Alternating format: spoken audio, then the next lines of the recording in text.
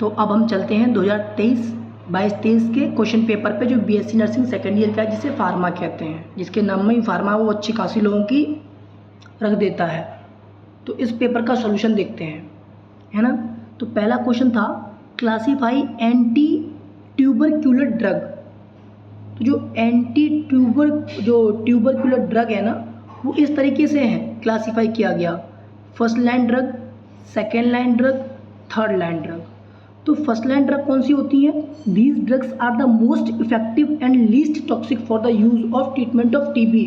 जो टीबी में first line drug use होती है ना, वो कम टॉक्सिक होती है और ज़्यादा फायदेमंद होती है। फर्स्ट लाइन ड्रग में याद रखना है। तो मेडिसिन कौन सी है?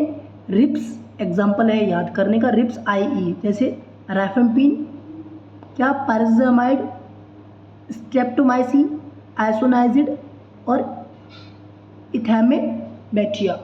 ये फर्स्ट लाइन ड्रग है जो कम टॉक्सिक है और ज़्यादा इफेक्टिव है, वो ये मेडिसिन है।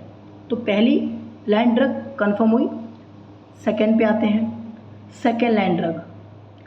सेकेंड लाइन ड्रग मतलब SLD, ये लेस इफेक्टिव होती है, मोर एक्सपेंसिव। देखो ज़्यादा महंगी हैं, ये कम इफेक्ट करेंगी लेकिन हायर टॉक्सिक भी होती हैं, इसलिए SLD को 3 भागों में बांटा गया है, fluoroquinolones, other drugs, other oral drugs और इंजेक्टेबल ड्रग्स।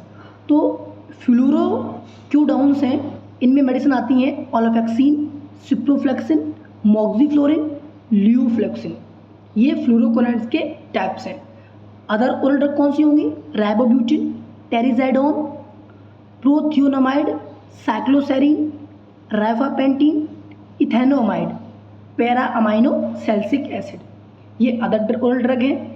इंजेक्ट करने वाली ड्रग कौन सी होती है? Amikacin, kanamycin, capreomycin.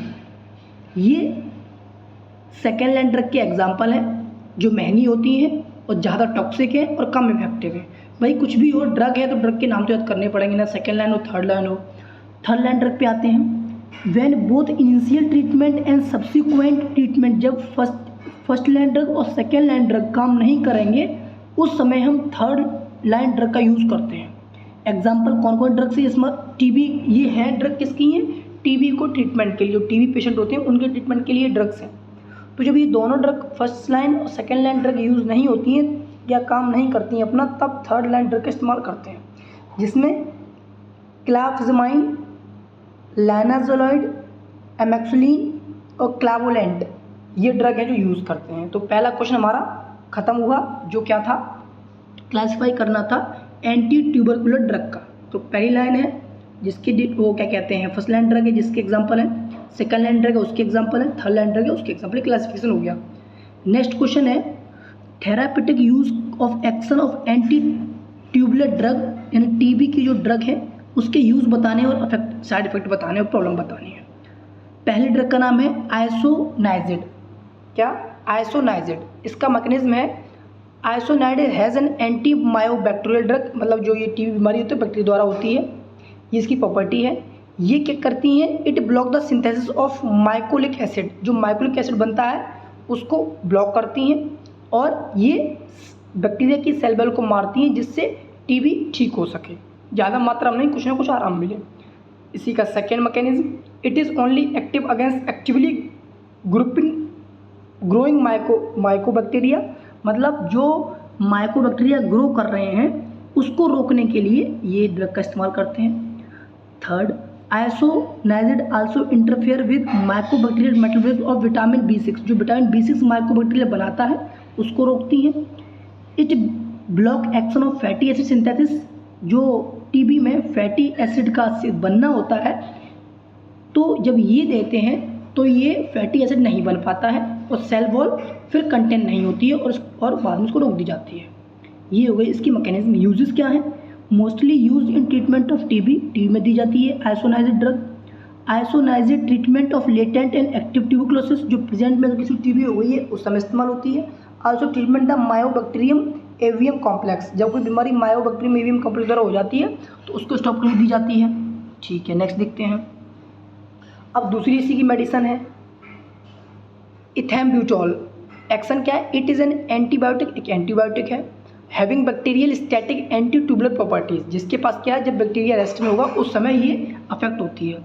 It inhibit the polymerization of cell wall, ये क्या करती है, जो बैक्टीरिया द्वारा जो टीबी होती है उसमें सेल वॉल का जो बनना होता है, पॉलीमराइज होता है, उसको ब्लॉक कर देती है, जिसकी वजह से बैक्टीरियल ग्रोथ रुक जाती है। ये आरएनए सिंथेसिस को भी रोक देता है और ट्यूबरक्लोसिस का रिप्लिकेशन उसको कम करता है।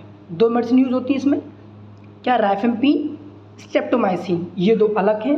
मतलब कहने मतलब ये था, पहली ड्रग जो थी वो आइसोनाइज़ाइड को हम लोगों ने एक्शन इसका देखा, यूज़ देखा, फिर इथैम्ब्यूटॉल का यूज़ देखा, एक्शन देखा, और बाकी और डिटेल लिखना हो तो आप राइफेम्पिन और स्ट्रेप्टोमाइसिन के बारे में भी लिख सकते हैं इसी में, क्योंकि लिखना क्या है कि एक मेन पॉइंट रखना है दवाओं का, ये एक टीबी को रोकने के लिए दवाएं हैं जिसमें सेल वॉल इंक्रीज होती है, बैक्टीरिया द्वारा बनाई जाती है, उसके स्टॉप को रोकता है, जिससे टीबी में आराम मिले या वो कम हो सके, जिससे इंसान बचाया जा सके।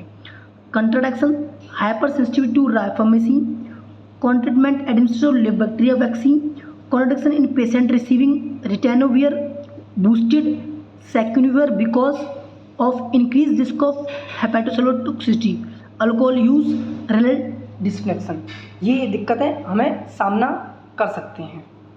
तो बिना डॉक्टर के अगर आप इन दवाओं को ग्रहण करेंगे तो ये समस्या आपको देखने को मिल सकती हैं। इफेक्ट क्या होते हैं इसके, इस दवाओं के? स्टोमक में क्या होगा, by this macro chance to damage our inner layer of stomach, जो स्टोमक की इनर लेयर है वो डैमेज हो सकती है और पेप्टिक अल्सर हमारा हो सकता है। प्लेटलेट्स, फंक्शन ऑफ प्लेटलेट्स है वो डिस्टर्ब हो सकता है। यूट्रस, अगर किसी को क्या कहते हैं प्रेगनेंसी है और अगर टीबी भी है तो ये अगर दवाइयाँ लेता है तो लेबर जब डिफिकल्टी होगी जो बच्चे पैदा करेंगे तब। किडनी में क्या होता है, रीनल ब्लड फ्लो है वो स्टॉप हो जाता है, ग्लोमेरुलर फिल्ट्रेशन अपना काम नहीं कर पाता है, ये होगा इसके इफेक्ट। तो यहाँ हमारा सेकंड ही है ना, हाँ फर्स्ट, अच्छा फर्स्ट का बी खत्म हुआ, फर्स्ट के थर्ड पे आते हैं।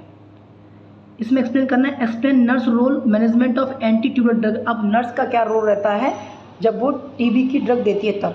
The nurse role is vital, nurse का रोल वाइटल होता है in the control of TB को रोकने के लिए, क्योंकि अगर वो अच्छे तरीके से पेशेंट को थेरेपी नहीं देगी तो वो टीबी का इंक्रीजमेंट हो सकता है, फर्दर किसी और को भी होने के चांस हो सकते हैं। Second, TB nurse specialist can ensure that given of the current medication, और अगर किसी टीबी है तो नर्स क्या करेगी, जो उस समय प्रॉब्लम है उसको मेडिकेशन एक प्रॉपर वे में करेगी। पेशेंट एंड फैमिली एजुकेशन, और जो भी समस्याएं आ रही हैं, जो भी दिक्कतें आ सकती हैं, वो फैमिली को एजुकेट करेगी कि ये दिक्कत हो सकती है तो इतना ये करना, ये दिक्कत हो सकती है तो ये करना, अगर प्रॉब्लम आती है तो बिल्कुल मेरे को बताना और थोड़ा मेंटेन रखना, जिससे कोई दोबारा किसी को खांस छींकने पे आप लोगों को ना हो जाए, ठीक है ना। और care of the patient and take a regular vital sign, और 24 घंटे उसके जब दिक्कत आती है तब उसके वाइटल साइन लेने, रेगुलर चेकअप करना है। जो भी आप वाइटल साइन होते हैं, चाहे वो रेस्पिरेशन हो, चाहे उसका हार्ट बीट हो, चाहे टेम्परेचर मेंटेन रखना, वो सब आपको प्रॉपर देखना है, और पेशेंट की देखभाल करनी है और मेडिकेशन का ध्यान रखना है, ये सब चीज़ें। मैनेजमेंट कैसे करेंगे तो हम लोगों ने पढ़ा है फर्स्ट ईयर में, असेसमेंट करते हैं, ऑब्जर्वेशन करते हैं, हिस्ट्री लेते हैं। टीबी में जब मेडिसिन दी तब क्या दिक्कत हो रही, सोने के बाद क्या दिक्कत हो रही, आराम मिल रहा नहीं मिल रहा, उसके सिम्टम देखेंगे, एक्टिव डिसीज़ में क्या क्या देखने को मिल रहे, वो दवाई से असर कर रही नहीं कर रही, उसके इंस्ट्रूमेंट द्वारा लंग्स के अंदर देख लेंगे कोई खकार वगैरह कुछ इशू तो नहीं आ रहा कि म्यूकस में क्या निकल रहा है, वो सब देखेंगे। डायग्नोसिस में फ्लूइड वॉल्यूम, जो उसका यूरिन है कितनी निकल रही कितनी नहीं निकल रही, ये देखना है। यूरिनी एलिमिनेशन किस तरीके से बिहेव कर रहा है, खांसी कितनी आ रही, ये सब में आ जाता है हमारा मैनेजमेंट में, ये सब एक नर्स द्वारा ही देखा जाएगा। तो हमारा ये क्वेश्चन पूरा हुआ। अब नेक्स्ट क्वेश्चन पे आते हैं। सेकंड क्वेश्चन कह रहा है right a short note any 3, तो which drug use in treatment of nervous system, ये क्वेश्चन है हमारा कि कौन कौन सी इसमें यूज़ होती हैं। तो देखो पहला है कॉन्वुलेसेंट ड्रग, क्या convulsant drug, they can act in the spinal cord और brain stem to remove inhibitory tone, अगर कोई टोन आ जाती है अपने ब्रेन स्टेम में और स्पाइनल कॉर्ड में, क्योंकि तो नर्वस सिस्टम में ब्रेन स्पाइनल कॉर्ड दोनों ही आते हैं, तो इसी को कम करने के लिए हम यूज़ करते हैं। तो ड्रग का नाम कौन कौन सी ड्रग पूछे हैं, तो इसमें कौन कौन सी आएंगी, स्ट्राइकिनाइन, पैक्रोटॉक्सिन, बाइक्यूलाइन, पेंटिलेट्रिट्राजोल, ये 4 मेडिसिन है जो इसमें ब्रेन स्टेम में और स्पाइनल कॉर्ड में टोन आते हैं उसको ठीक करते हैं। फिर एनालिपैथिक ड्रग, ये हमारी जो सेंट्रल नर्वस सिस्टम है उस पर स्टिमुलेट करती हैं, जो नर्व हमारी हैं वहाँ पे। कौन कौन सी ड्रग हैं, डॉक्साप्रेम और नाइक्टामाइड, तो ये ड्रग के नाम याद करने के ड्रग ही पूछे गए हैं, ठीक। उसके बाद पे आते हैं next psycho stimulant drug that act on the CNS to increase alertness, जो कभी कभी क्या होता है हमारा जो सीएनएस है यानी ब्रेन स्पाइनल कॉर्ड कभी अलर्टनेस नहीं कर पाता है, चीज़ों को नहीं देख पाता है, मूड इलिवेटेड होता है, लेकिन सेंस ऑफ स्मेल हम भूल जाते हैं कि कोई चीज़ सेंस नहीं कर पाते हैं, उसको ठीक करने के लिए ड्रग दी जाती हैं। कौन सी? कैफीन, मोडाफाइनिल, पैमोलाइन, आर्मोडाफिनिल, एटोमॉक्सिटिन, ठीक ये ड्रग है। फोर्थ कॉलर्जिक ड्रग, जब कोई ड्रग का नाम याद ना हो तो संधि विच्छेद कर लो उसका, पहले तो फार्मा है तो ऐसी तहसील करनी है, ये इसको ड्रग है और ड्रग याद करनी है, क्वेश्चन में ड्रग ही आती है ज़्यादा। अ class of drug that mimic the effect of acetylcholine the primary neurotransmitter, तो अगर आपने फर्स्ट में पढ़ा होगा कि जब नर्व इम्पल्स होता है यानी जब मैसेज एक नर्व से दूसरी मैसेज में पहुंचते हैं तो वह न्यूरोट्रांसमीटर होता है, यानी मैसेज का ट्रांसफर होता है, वहाँ पे केमिकल कुछ निकलता है जिसे सिनेप्सिस कहते हैं, उसमें जब दिक्कत आती है या इनवॉलेंट्री फंक्शन नहीं कर पाता है उस समय ये ड्रग देते हैं हम। क्या? राविस्टिजमाइन, टैक्रीन, गैलेक्टामाइन या गैलेंटामाइन, ये 3 ड्रग्स हैं जो कब देते हैं? जब हमारी इनवॉलेंट्री फंक्शन है जो अचानक सडनली एक्शन होते हैं वो प्रॉपर नहीं वर्क कर पाते हैं, पीएनएस या सीएनएस हमारा न्यूरोट्रांसमीटर प्रॉब्लम क्रिएट करने लगता है, तभी ड्रग देते हैं। लास्ट ग्लूटामेट एंटागोनिस्ट, इसका एक ही ड्रग है, मेमेंटाइन और मिसलीनियस ड्रग जब कोई समस्या नहीं समझ में आती तब देता है डॉक्टर, पैराटिनोल, सिटिकोलिन, पैरासिटोम। तो ये हमारे ड्रग पूरे हुए, ये 4 ड्रग थी जो आपको रिवाइज करनी थी और यही 3 नंबर पूछे काफ़ी 3 नंबर के लिए। नेक्स्ट क्वेश्चन है ओरल कंट्रासेप्टिव, यानी माउथ से जो देते हैं उनके बारे में। ओरल, वैसे ओरल कंट्रासेप्टिव क्या करते हैं? ये वो हैं कंट्रासेप्टिव मतलब ऐसी चीज़ें जो जिससे प्रेगनेंसी रुक सके। ओरल पूछा है तो यानी माउथ से देने वाली जो चीज़ें हैं उनकी बात कर रहा है। ये देखो कॉन्डोम रहता है, सर्जिकल मेथड रहता है, सर्वाइकल कैप रहती है, लेकिन ये ओरल वाला कंट्रासेप्टिव जो माउथ से हम देंगे वो लिखा भी है। ओरल कंट्रासेप्टिव आर मेडिसिन, ये मेडिसिन होती हैं टेकन बाय माउथ, जो माउथ से ही ली जाती है। ओरल मतलब माउथ होता है, किसके लिए? प्रेगनेंसी को रोकने के लिए। They are also called birth control pills, ठीक। टाइप्स देखते हैं, combined pill, the progesterone only pill. तो कंबाइंड पिल में क्या होता है? Combination of an estrogen with progesterone. Combined pill में दोनों एस्ट्रोजन प्रोजेस्टेरोन दोनों रहेंगे, क्योंकि जो साइकिल मेंटेन रहता है या फिर जब एग मैच्योर होता है उसमें यही 2 हार्मोन यूज़ होते हैं। तो ये वो पिल्स हैं, वो मेडिसिन है, वो ड्रग हैं जो इनको रोकती हैं, किसको? प्रेगनेंसी को। जब ओरली दवा देते हैं तब। इसमें मोनोबेसिक, बाईफेसिक, ट्राईफेसिक टाइप्स हैं। पर्पस क्या है? Prevent pregnancy. Other uses to regulate our menstrual cycle नहीं आती है तो उसके लिए देते हैं। डिसफंक्शनल यूट्राइन ब्लीडिंग, या कुछ ब्लीडिंग होती है कोई वजह से यूट्राइन से, तब ये मेडिसिन देते हैं। प्रोजेस्टेरोन ओनली पिल, जिसमें कि प्रोजेस्टेरोन है, ये हम क्यों देते हैं? The pills is taken daily without intermediate, इसमें कोई गैप नहीं होना चाहिए, ये वाली कंटिन्यू पिल लेते हैं। देखो इंटेंशन वही है कि प्रेगनेंसी को रोकना जिससे प्रेगनेंसी ना हो, ठीक। इसमें दिक्कत क्या आ सकती है? कॉमन इफेक्ट क्या हो सकते हैं? वेट गेन हो सकता है ज़्यादा, स्किन चेंज हो सकती है, इरिटेबिलिटी हो सकती है इसमें, माइल्ड नोसिया, डिप्रेशन वगैरह, जुकाम वगैरह ये हो सकते हैं, अफेक्ट हो सकते हैं अगर ब्रेन डॉक्टर लेंगे तो, और वैसे भी हो सकते हैं ज़्यादा लेंगे तो। कॉज क्या हो सकता है? ब्लड प्रेशर इंक्रीज हो सकता है। ब्रीच फीडिंग कोई कर रहा है तो मतलब जब कोई ब्रीच फीडिंग करे तो उस समय में नहीं लेना चाहिए, और कभी कभी मेंस्ट्रुएशन प्रॉब्लम भी आ सकती है। नेम मेडिसिन के ड्रोस्पेरनम, इथाइलिस्टोडाइल, ऑर्थोनोवम, डिसोजिस्ट्रॉल, ये मेडिसिन है जो हमारे केस में इसमें ओरल कंट्रासेप्टिव में यूज़ होती हैं। ये क्वेश्चन नेक्स्ट पे आते हैं। वैक्सीन और सिरा, हमने माइक्रोबायोलॉजी में पढ़ा था और दोबारा यहाँ फिर आ गया कि फार्मा है। वैक्सीन में इट कंटेन्स एंटीजन, सिरा में इट कंटेन एंटीबॉडी। वैक्सीन में it is not use in emergency condition, emergency condition में यूज़ नहीं होती है, पर सिरा यूज़ होती हैं। जैसे बैक्टीरिया माइक्रोबैक्टीरियन होगा, इसमें एंटीबॉडी होगी, इसमें सिरा में। वैक्सीन में ये लॉन्ग टाइम ड्यूरेशन के लिए होती है, शॉर्ट टाइम ड्यूरेशन को होती है कौन? सिरा। वैक्सीन में ये एक्टिव इम्यूनिटी प्रोवाइड करवाती हैं और सिरा पैसिव इम्यूनिटी प्रोवाइड करवाती हैं, ठीक है। इतना काफ़ी है, ठीक है, डिफरेंस हो गया। नेक्स्ट पे आते हैं, फोर्थ क्वेश्चन है NSAID क्या होता है? साइड इफेक्ट वैक्सीन के क्या हैं? 2 ड्रग बतानी है ब्रोंकियोडायलेटर की, देखते हैं। तो NSAID क्या होते हैं? Non steroidal anti inflammatory drug, जो स्टेरॉयड ना हो, ठीक है। दे ड्रग टू ट्रीट इन्फ्लेमेशन, जो इन्फ्लेमेशन हो जाता है उसके लिए ड्रग यूज़ होती हैं। पेन या फीवर में जो ड्रग यूज़ होती हैं, मॉडरेट पेन या फीवर, तो उसे NSAID कहते हैं। Inflammation it is the condition by which part of body become redness. Inflammation मतलब अगर कहीं हमारी बॉडी या रेडनेस हो गई है तब, या स्वेल हो गई है तो, या हॉट हो गई है तो, या पेनफुल हो रहा है तो उस कंडीशन में हम उसे इन्फ्लामेशन कहते हैं। इसकी ड्रग की क्लासिफिकेशन है non selective preferential COX-2, selective COX-2 inhibitor. Non selective में हम देते हैं ये एस्प्रिन, इंडोमेथेसिन, डाइक्लोफेनिक, इबुप्रोफेन। दर्द वाले में देते हैं पैरासीटामोल, मेटामाइजोल। इंडिकेशन क्या क्या हो सकती है एस्प्रिन के? हेडेक हो सकता है, मसल एक हो सकता है, माइग्रेन हो सकता है, एंटीपायरेसिस यानी फीवर आ सकता है। तो ये 3 नंबर में काफ़ी है, ठीक है। Next, side effect of penicillin.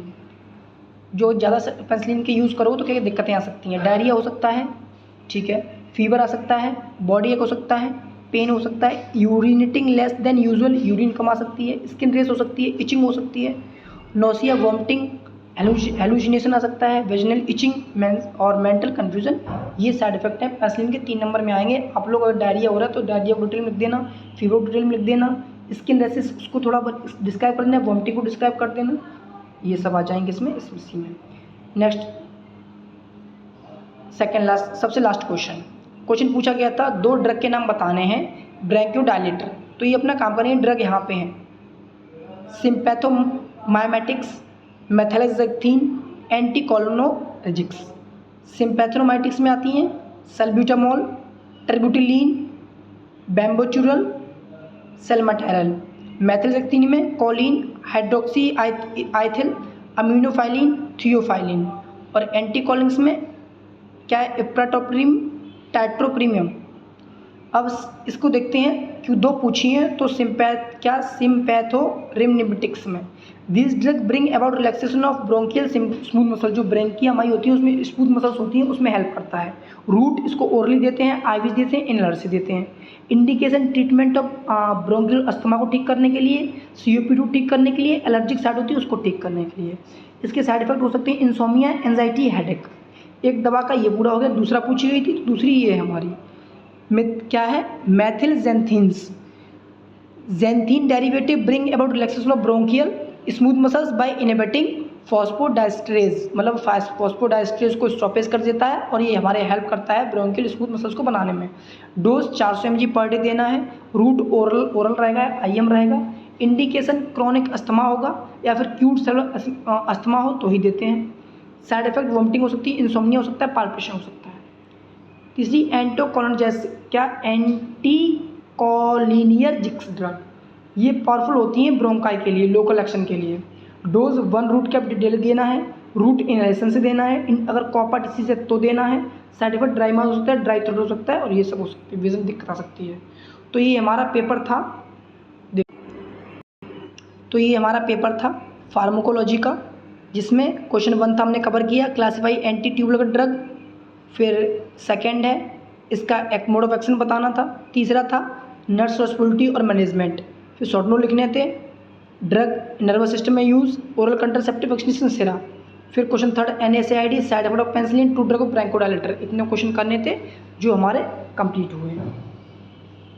ये जो पेपर है ये प्राउड ऑफ नर्स, जब आप गूगल पे जाएंगे तो वहाँ पे आपको मिल जाएगा और जिससे आप लोग कर सकते हैं, है ना।